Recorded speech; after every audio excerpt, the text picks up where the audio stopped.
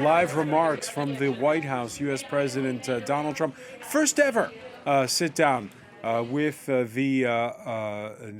Lebanese counterpart, Joseph Aoun, or with correspondent Fraser Jackson, who joins us from Washington. Fraser, it was interesting to watch. They're going into their talks, obviously.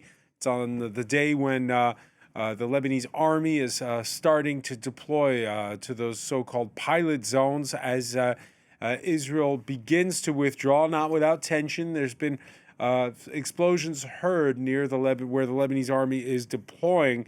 The U.S. president, who said that the Israelis were in the process of redeploying.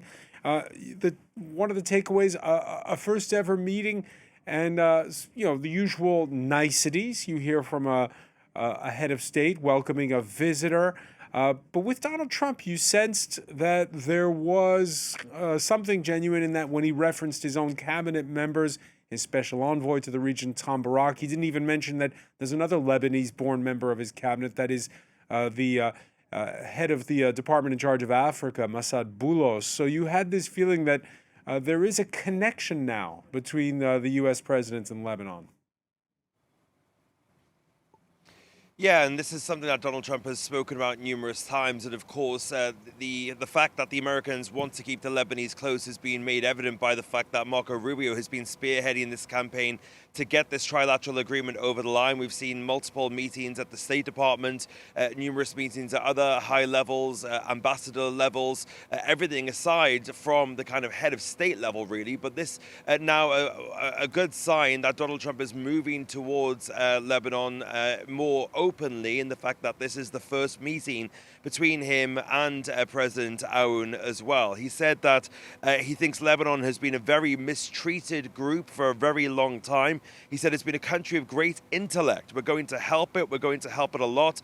We're going to solve a lot of problems. He even offered to play the role of intermediary himself, saying that he would speak to Hezbollah if President Aoun said that he could.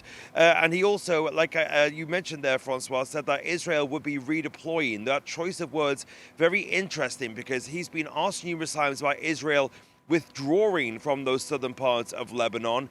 But of course, Israel says that they will only do so once Hezbollah is effectively no longer a threat. And instead, Donald Trump has kind of selectively chosen the word redeploy over the course of the last couple of days, using it again in this context here.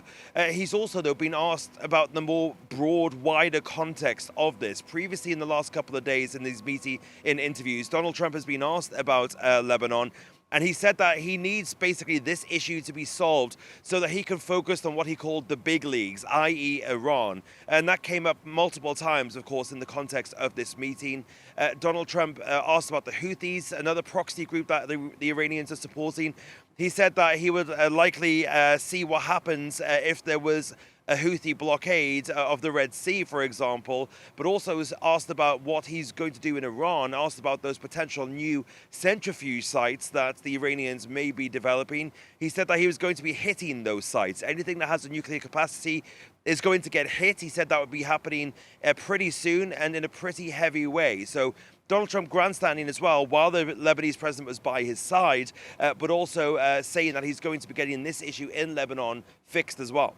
And when it came to Hezbollah, which is not privy to these talks, in fact, it's against them, the Iran-backed political party and militia group, we kind of got the full range in that press conference, what with Donald Trump at one point speculating again about roping in Syria to help get rid of Hezbollah, but also saying he'd be happy to meet with the leadership and even at one point talking about how he would be happy to sit down with the Hezbollah leadership if the conditions were right. Yeah, I think some of those remarks not likely to be taken well or taken in kind of full support from the Lebanese, considering their history with Syria, for example.